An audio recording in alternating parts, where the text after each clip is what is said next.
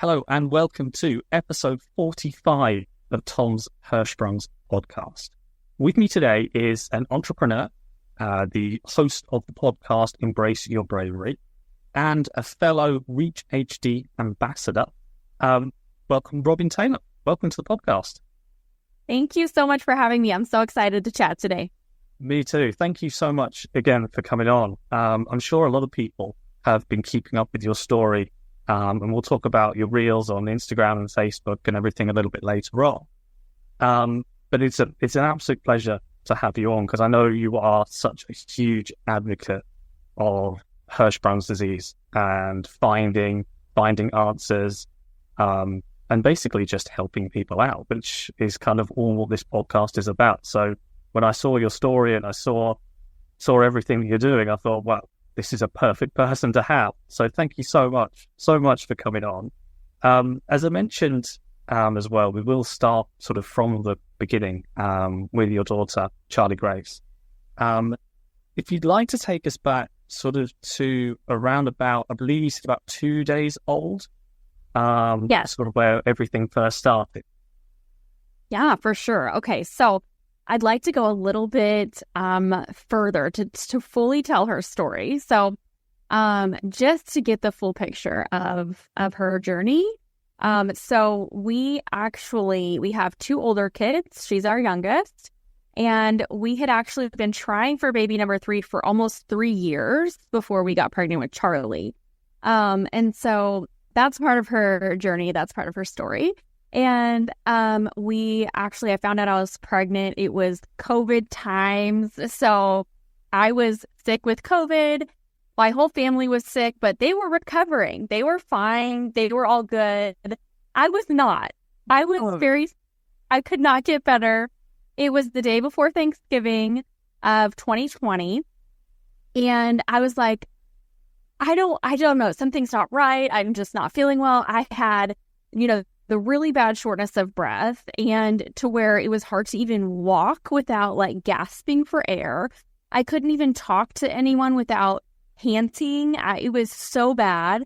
I was coughing. I had the shortness of breath, the cough, the sore throat, all of that. And I just wasn't getting better. It was weeks and weeks and I'm like, something's not right.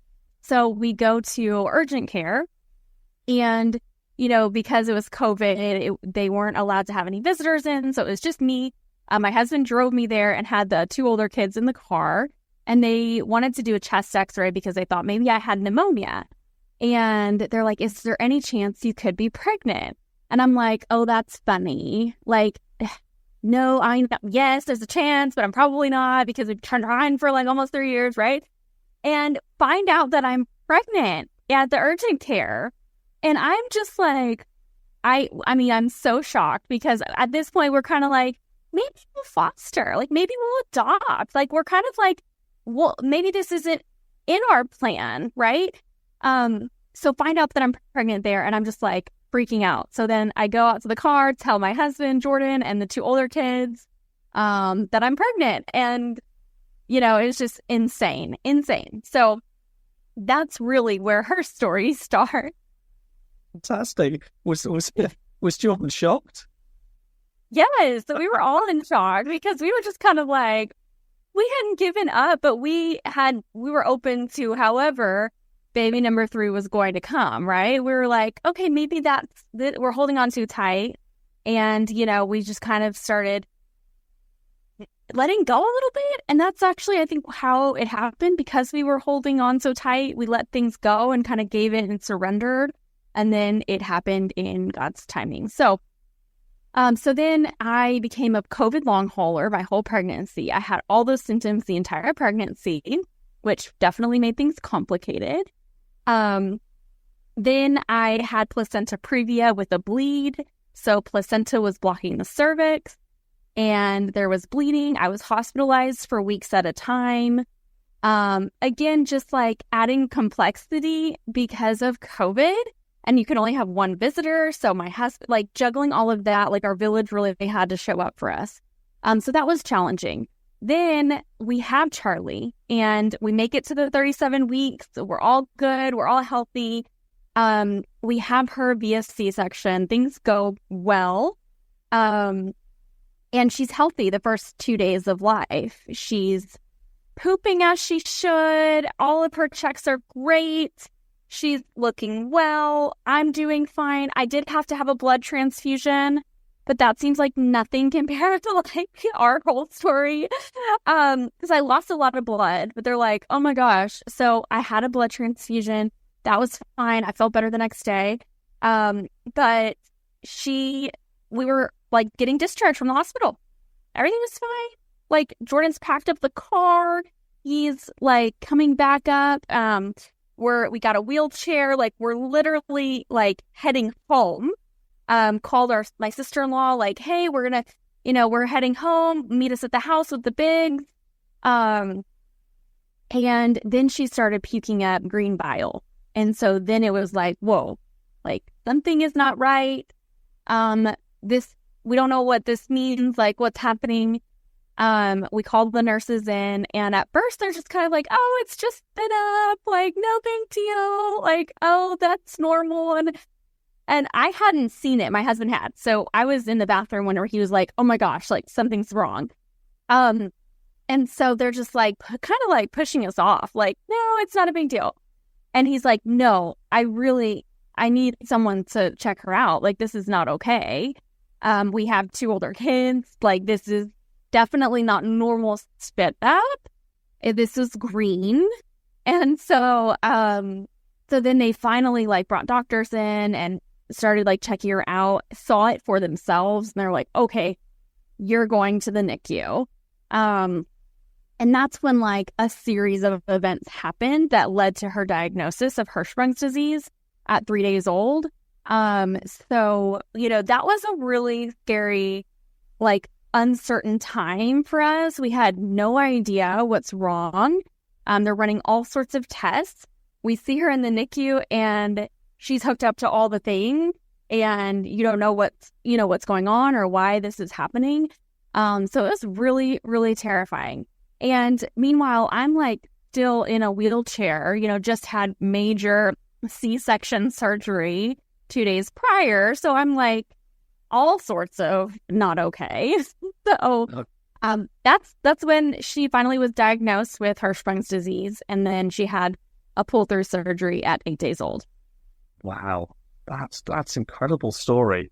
Thank you for sharing all of the pre 2 days old, because I think that's very, very interesting to hear. But was there sort of any family history of Hirschsprung's, or was it kind of like, well, my story as such, in the fact that, I've got 3 brothers, none of them got Hirschsprung's, nothing in my family and anything. Was there sort of any indication?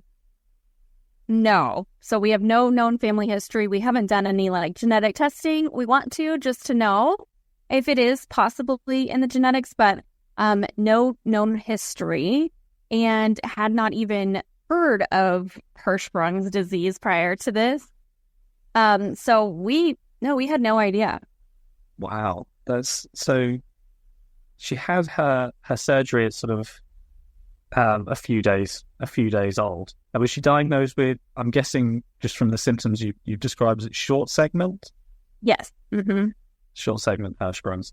Around about 80% of Hirschsprung's people are short segment. So at least you get sort of, from having an uncommon disease, at least you get a sort of common-ish outcome from that, which I don't know whether that's any comfort to take, but it's... Yeah. But yeah, sort of 80% from what I've read. And I know you've done quite a lot of research yourself as well. I know we're sort of skipping ahead a little bit, but do you want to talk a little bit about some of the research you've done?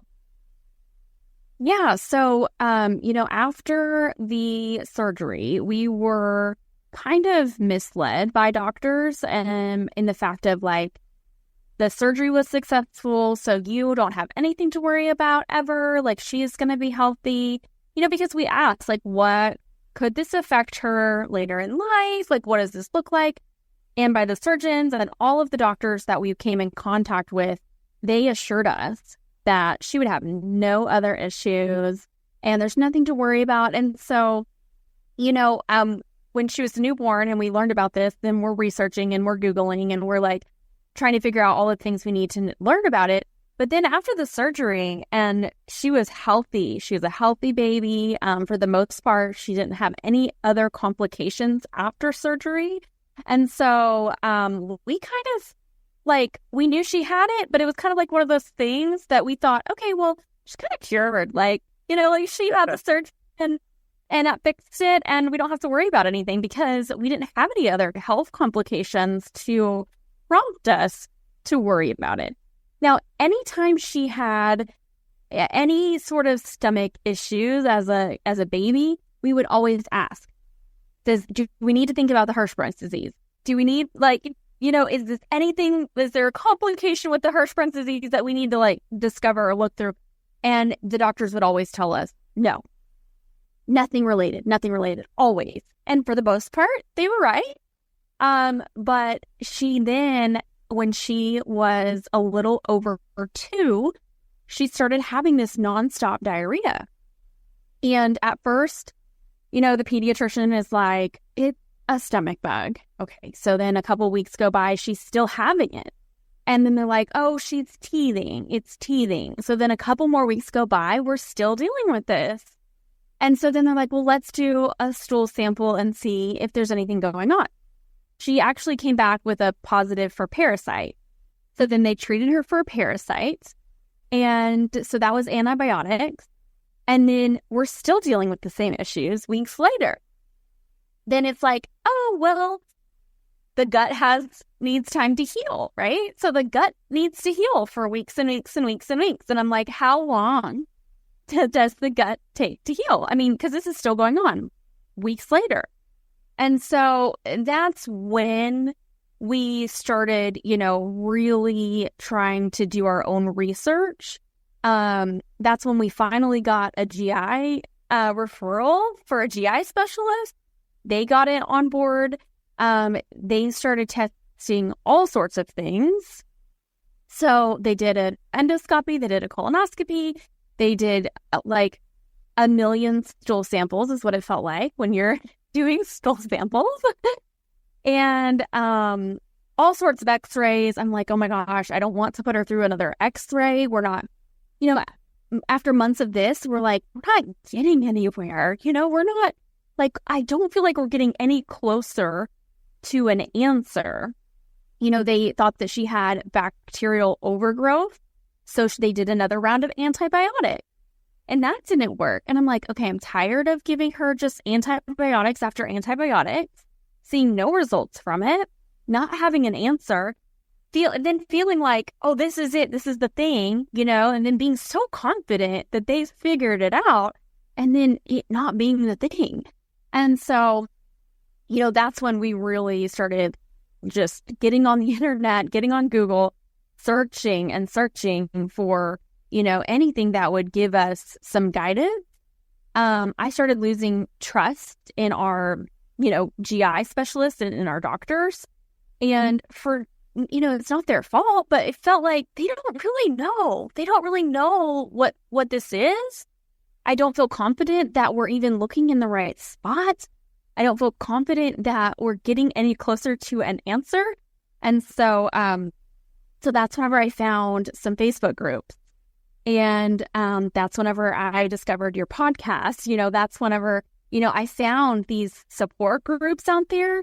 And that is how we found Nationwide Children's Hospital, and we discovered Dr. Wood. And so just searching the Facebook page, you know, asking a lot of questions and searching for recommendations. You know, we talked to lots of different hospitals, but when we talked to Nationwide, we just felt like this is the team that we need on our side. Oh my gosh, that's so funny because the commercial Nationwide is on yours. Okay. Yes. Anyways, so we just felt like this is a good fit. Like we feel confident that they're going to help us, you know? And so they were great from right from the beginning. Just any phone call I had with them, super supportive. I felt like, you know, we had a phone call with one of the nurses, and it felt like in our phone call with her, that she was more knowledgeable about Hirschsprung disease than the current doctors that we had been seeing. You know, it was like, hey, I feel like we're in the right spot, we're in the right hands. And so that's why we decided to travel from Texas to Columbus, Ohio, and see Dr. Wood. And that is where we found out that she is missing 80% of her dentate line. And the dentate line is where your body is giving you the sensation to know that you have to poop. And I didn't know what a dentate line was. I had never heard of that. I'm like, okay, now I'm Googling dentate line. How important is it? Like, do you really need one? Like, you know, like, I don't know. It's like the things you take for granted, right? Yeah, absolutely. Absolutely. Absolutely. No, I was just thinking, I mean, all of the things you have to search, your Google history must look very interesting indeed. I imagine. Yes, all the poop things, all the body parts. I'm like, okay, what's the anatomy? Like, I need to picture this. Where, like, what? So when we were at Nationwide, they did an exam under anesthesia for Charlie. And that's when he discovered that she was missing 80% of that line. And he said that, you know, his assumptions would be that they cut too low in her pull-through surgery at 8 days old, damaging that dentate line. And what I loved about Dr. Wood was that he was very transparent. You know, he said, I'm going to tell you what I see, exactly how I see it. And we're like, yes, please, because we want to know whatever we need to know. And at the time, we like really weren't sure, what does this really even mean for her life? Like, we still are taking it day by day. But it's like more and more I'm processing the information and understanding, you know, what that could mean for her. But basically, it means that she is needing bowel management currently. And in the future, they say that, you know, she could have function, she could not. We don't know. They've seen people, you know, gain that function later in life. They've seen others that can't at all and need that management. So right now, what that looks like is either doing laxatives or daily enemas. And she's 3 now. So that's been interesting. Yes, very much so. Very much so. No, I have enormous sympathy with that because obviously I as I mentioned a little bit in some of my stories that I went through something very, very similar in terms of the enemas and the washouts.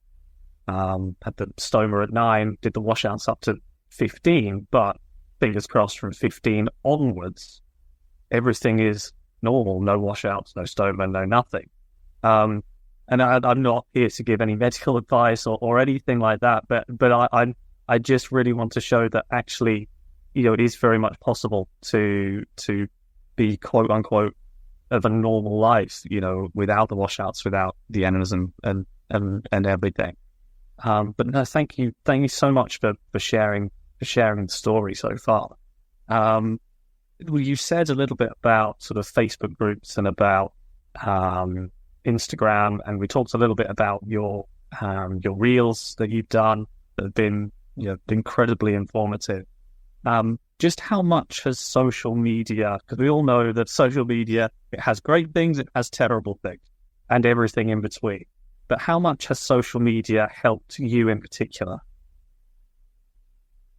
Yeah, I mean, oh my goodness, so much. Like, we would not have known what we know now. We would not have the knowledge. We would not have the support and the community.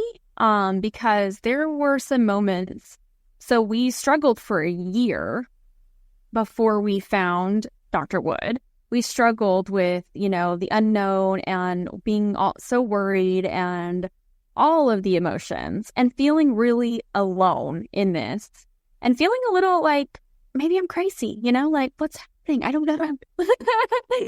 There's some insanity here. I don't know.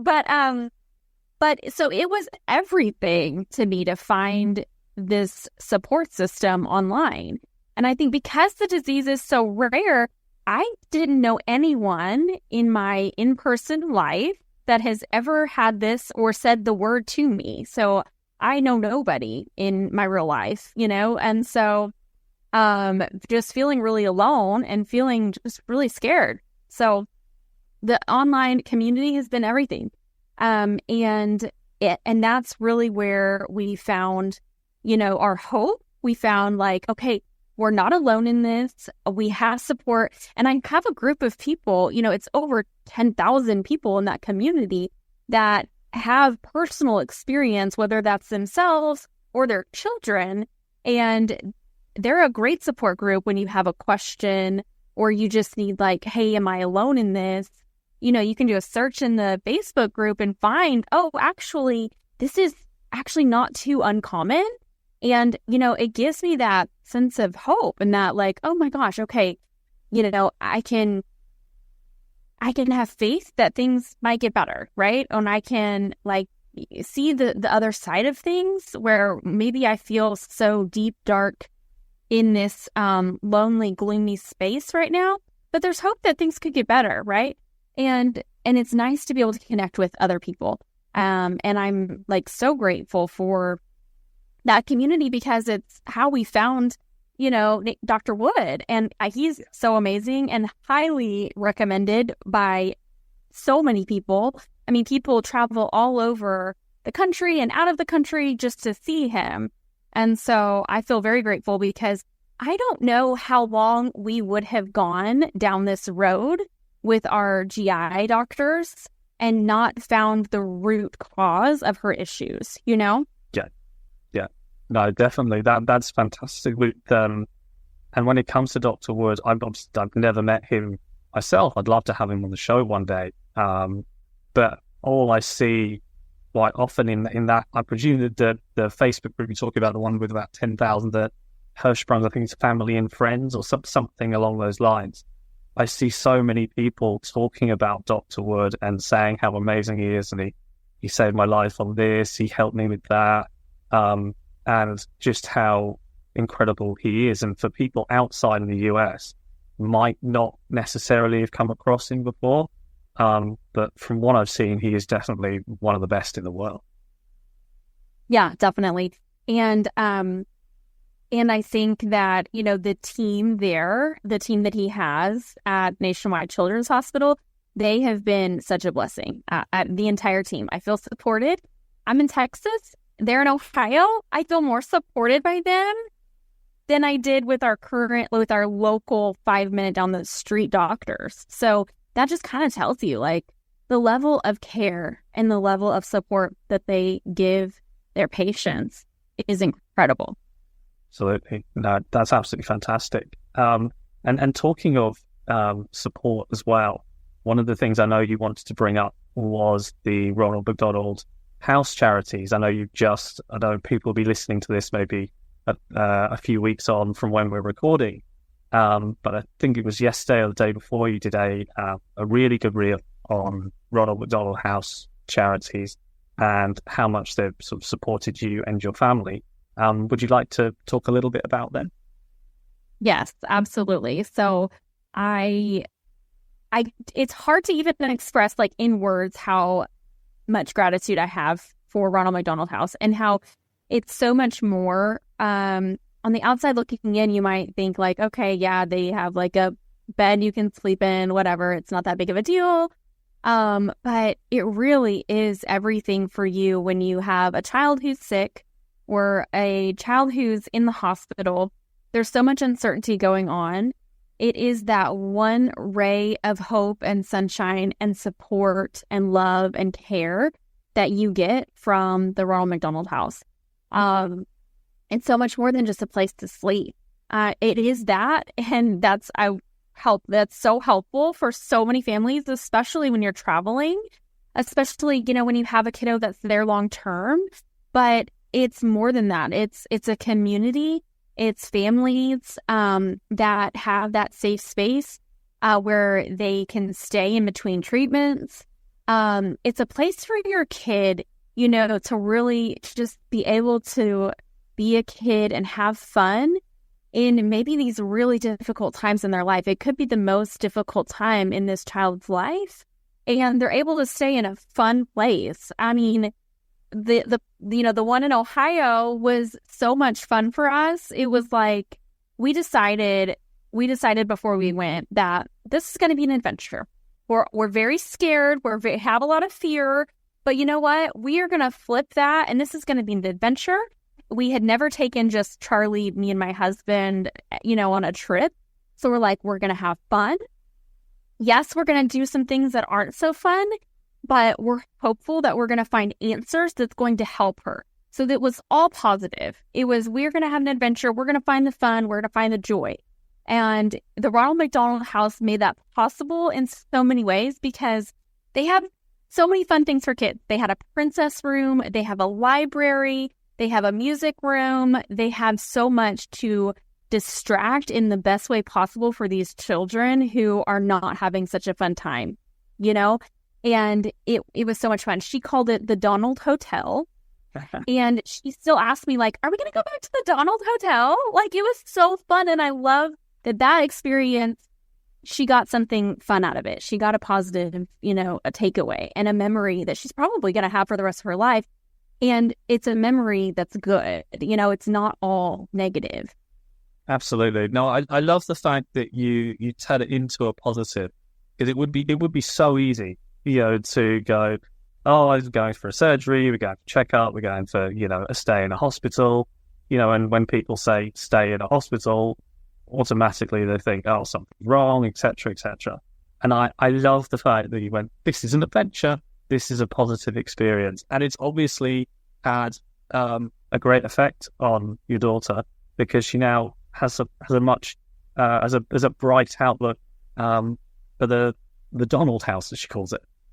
Yes. Oh, absolutely. And I think that was key, because leading up to it, I felt a lot of anxiety. I felt a lot of worry, and I had to shift into something better to make it a better experience for her and for us. And so we did that the best we could.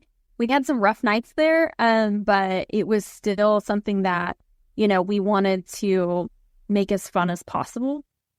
And it really helped to stay there and have that experience for her.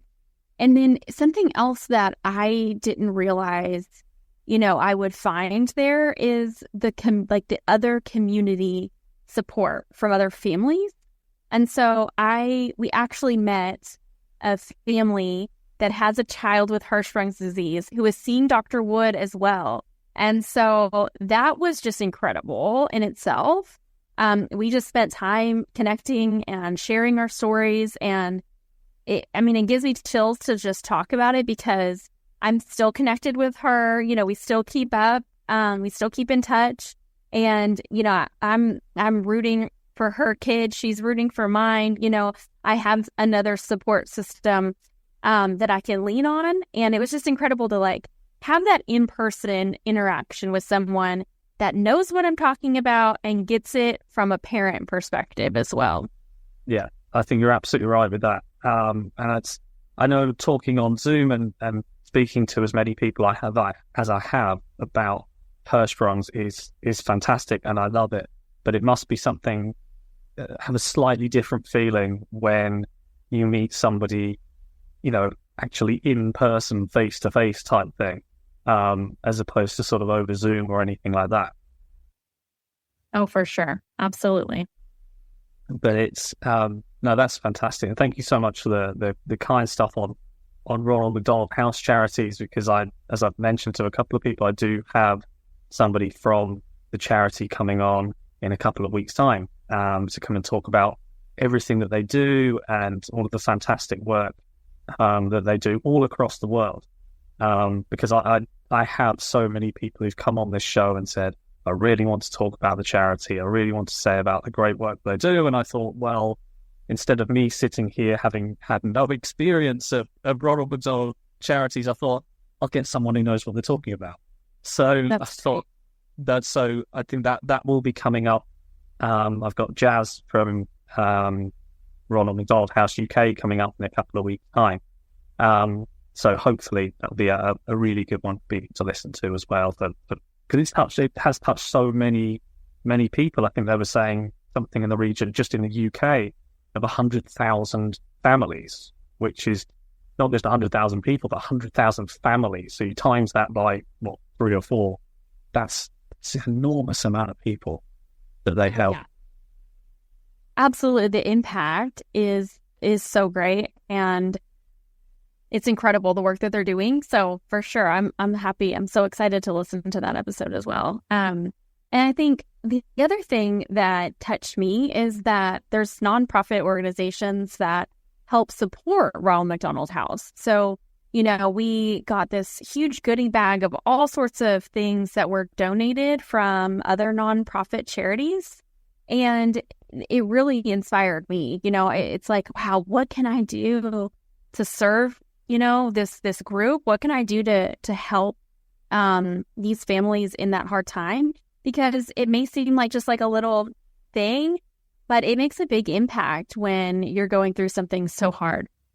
Yeah, absolutely. And speaking of you helping, you have joined me in becoming an ambassador for Reach HD in America/Canada.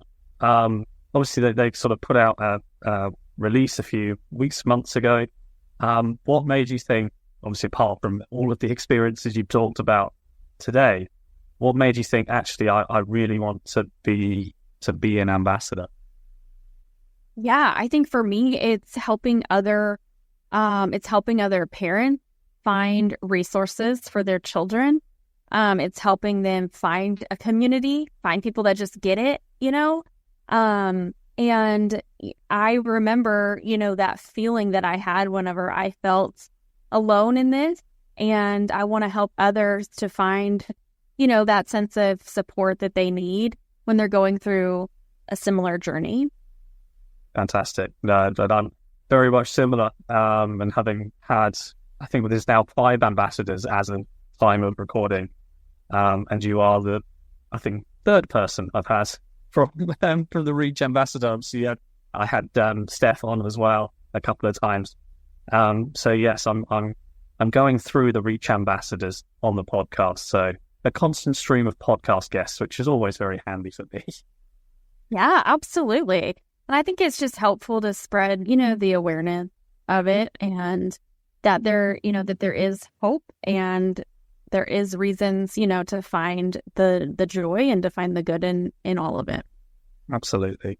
I know we mentioned at the very beginning that you are an entrepreneur, and that you have your own podcast as well. It's nothing to do with Hirschsprungs, but would you like to explain a little bit about sort of the history of that podcast, sort of why you started it, and what it's about, I guess? Yeah, for sure. So I started it because I wanted to help support women on their journey of becoming an entrepreneur. And so it highlights stories of female entrepreneurs, and how they started out. And it's really about, how to not allow the fears that you have inside of you to hold you back in your life with whatever you want to accomplish. And it's really interesting because, I started it, it's, I guess, 2 years old now. And I started it as an example of bravery.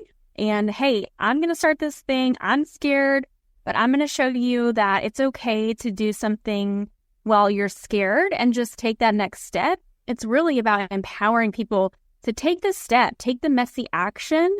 It doesn't have to be perfect. And guess what? It can't be perfect anyway. So let's just go. You'll learn as you go, and something will maybe come of it that you didn't even expect. And so it's really been a lot of fun, and it's been a way to connect with other people who are, out there doing something that scares them, but they're doing it anyways. And they're showing others by example to just go forward, be that person that you need to be in the world, be that leader for someone else. And so that's been a lot of fun.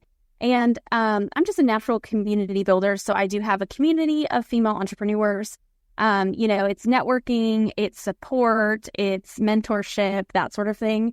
So it's all online right now. And then it's also locally here in Fort Worth, Texas.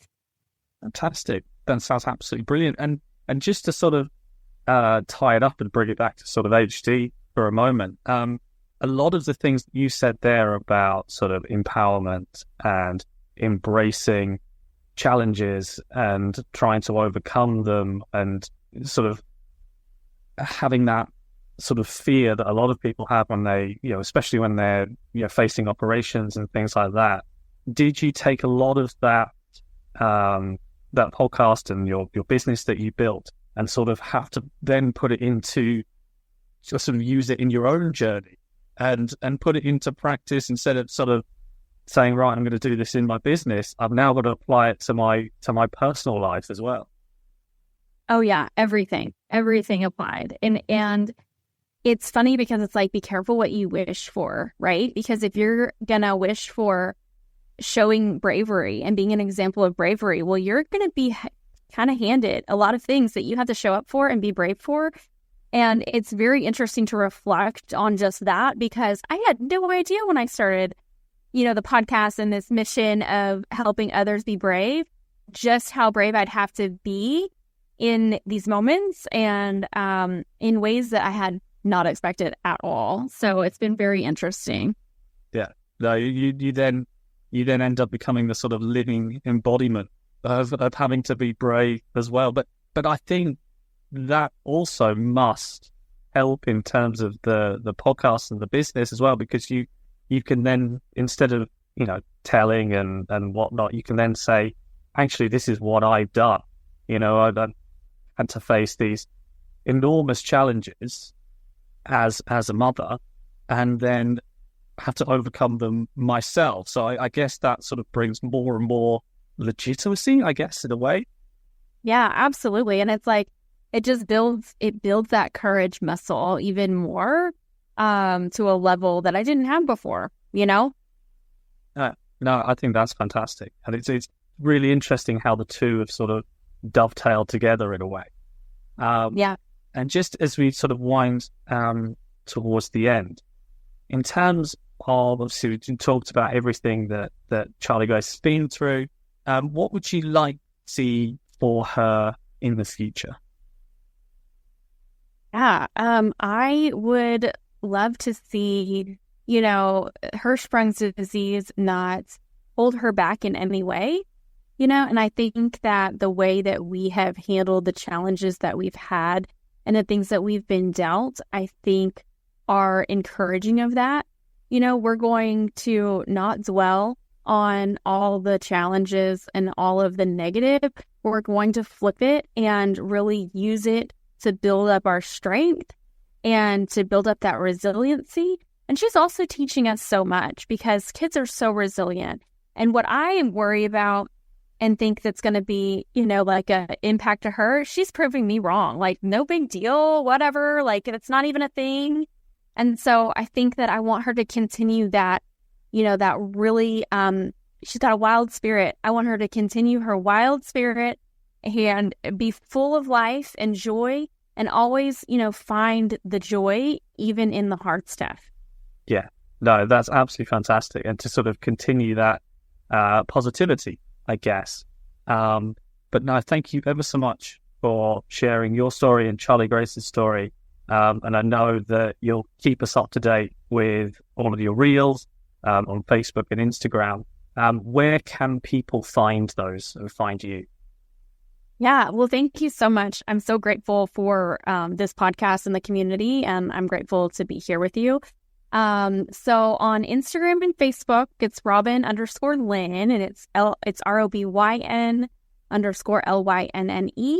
And then my website is robynltaylor.com. So that's where you can find me. Fantastic. Thank you so much. And I know it kind of goes without saying, but I'll say it anyway. I wish all of you the very best of luck with the future. And thank you so much for sharing your story and coming on the show. Thank you.